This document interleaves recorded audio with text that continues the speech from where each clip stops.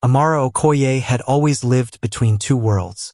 Born in Atlanta to a Nigerian father and an African-American mother, she had grown up with jollof rice on Sundays, hip-hop on weekdays, and Yoruba proverbs whispered to her before bed. At 25, with a double degree in business and international relations, she felt ready for anything. Or so she thought. Landing at Incheon Airport in Seoul was a different story. The air was crisp, the city skyline glowing with neon signs she couldn't read, and everywhere she turned, faces looked different from hers. Still, she was determined. Her dream had always been to work abroad, immerse herself in another culture, push herself beyond limits.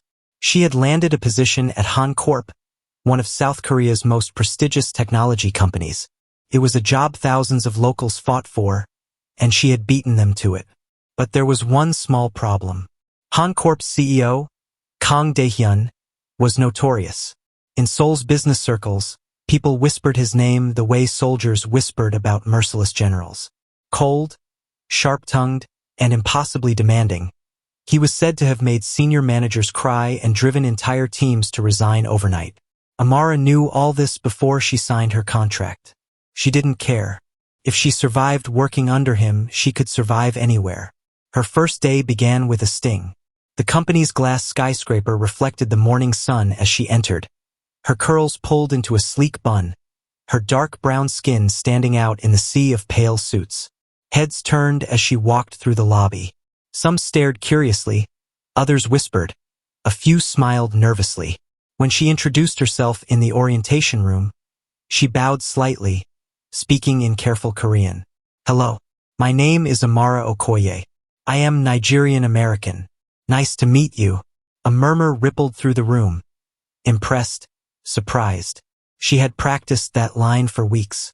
But the admiration evaporated when the doors slammed open. Kang Dae-hyun himself walked in. He was tall, broad-shouldered, his black suit perfectly pressed.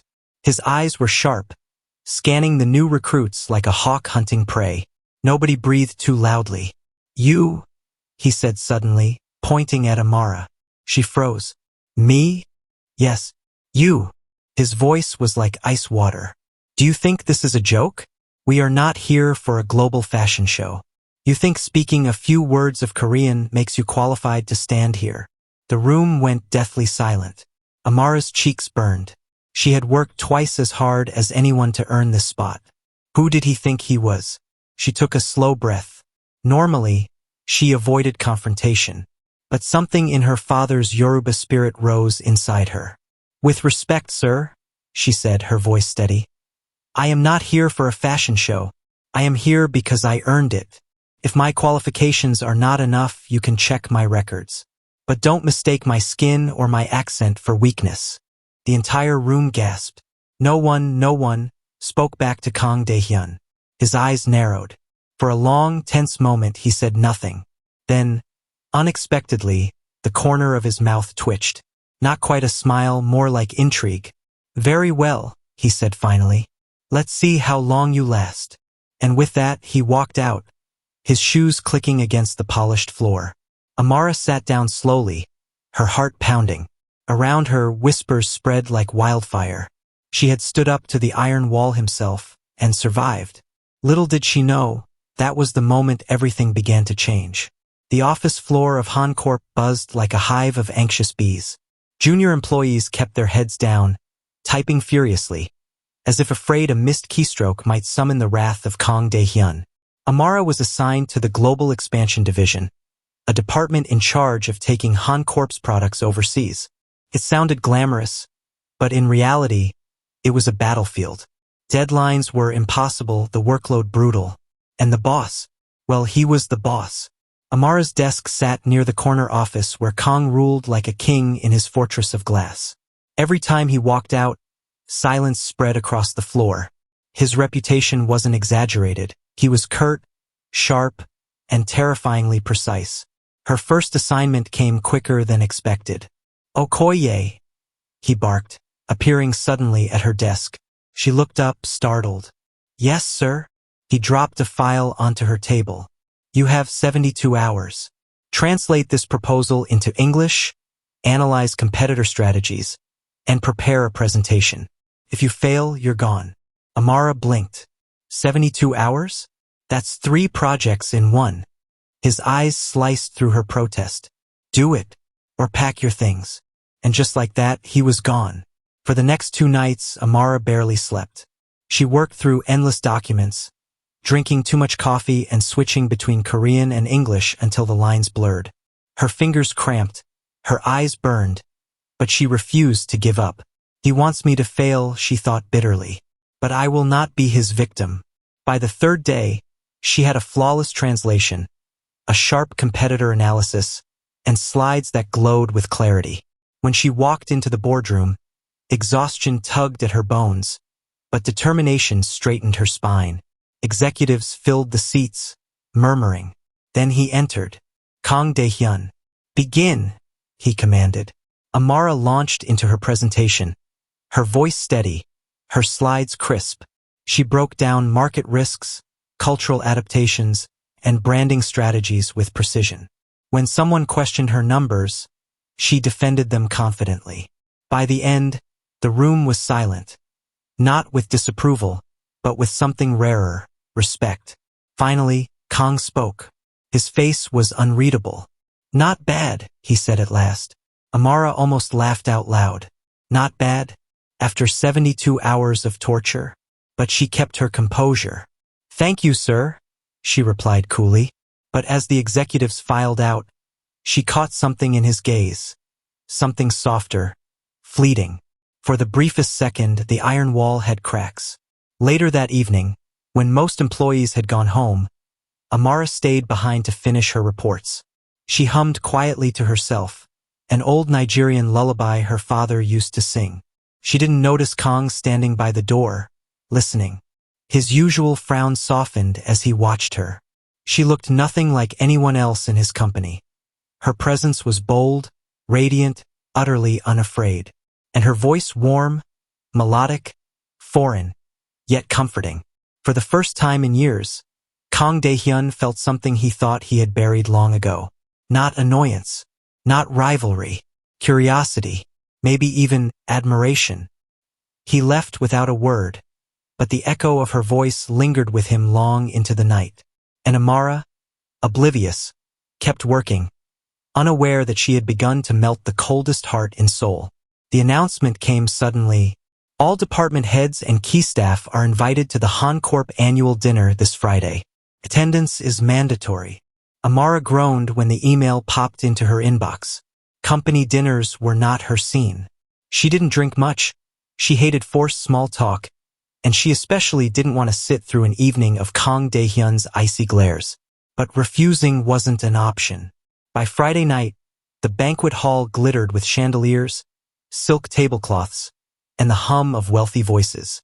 Amara wore a fitted navy blue dress that hugged her curves, elegant yet professional. As she entered, every head turned.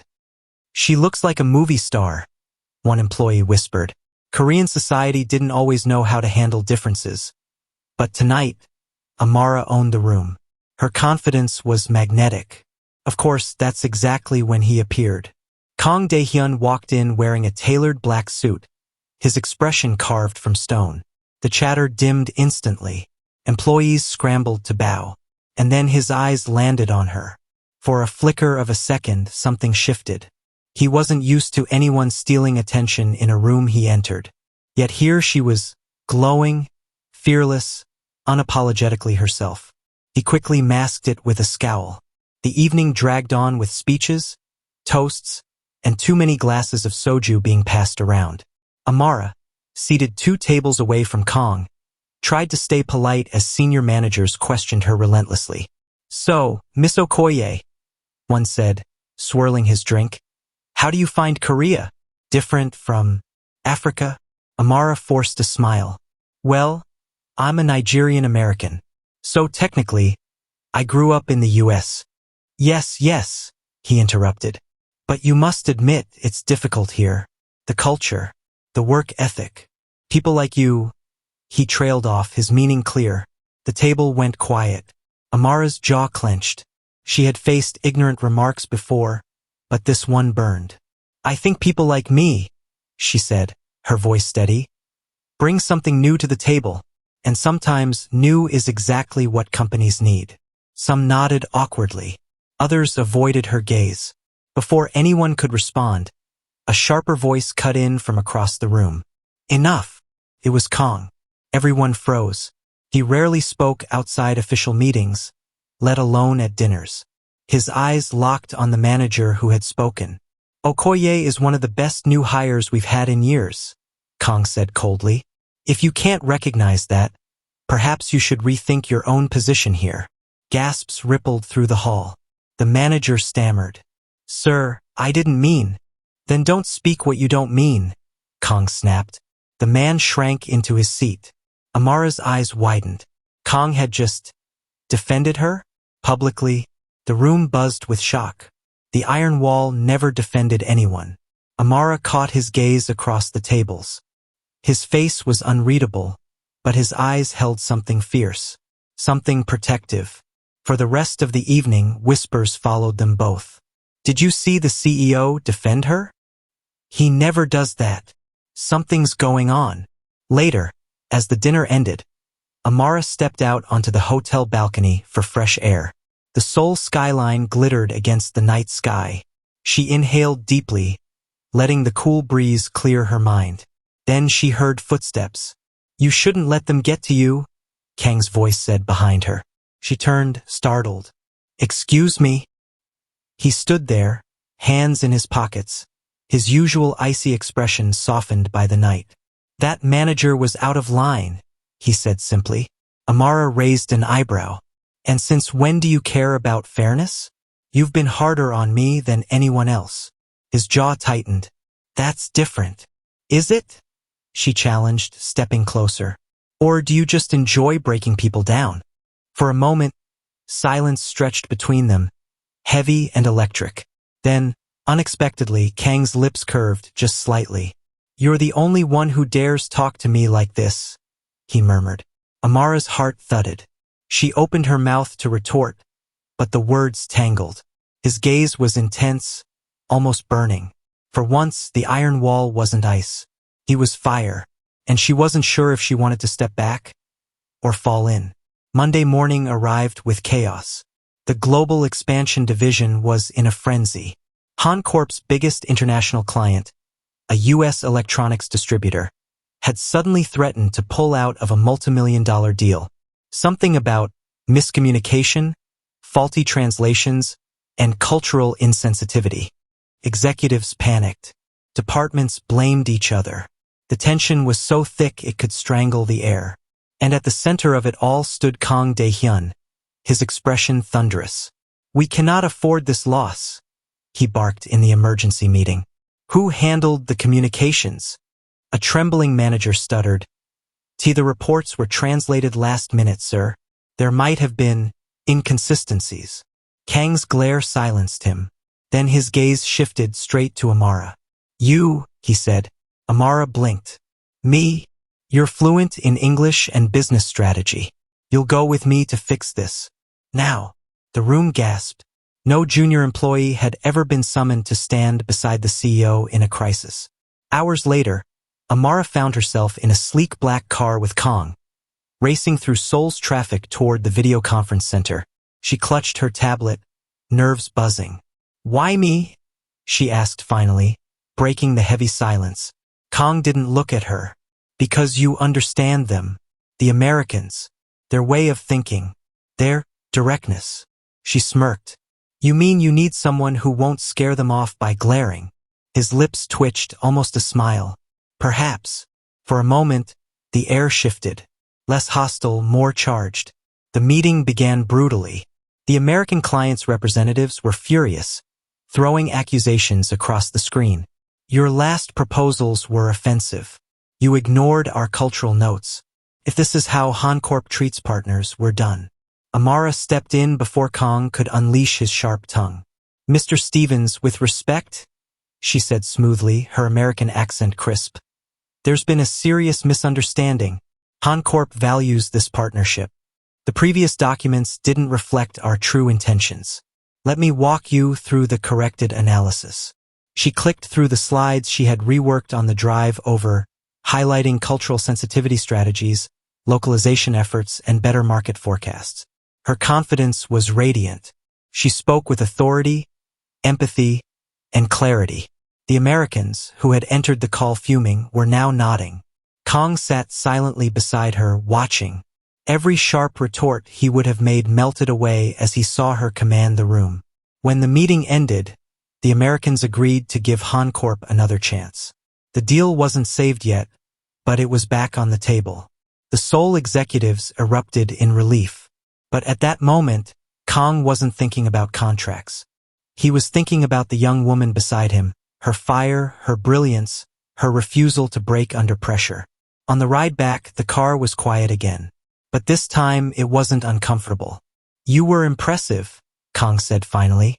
His voice was softer than she had ever heard it. Amara blinked. "Did you just compliment me?" He looked out the window. "Don't get used to it." She laughed, the sound bright and unexpected. For the first time, his lips curved fully, an actual smile. Small, rare, but real. Her heart skipped.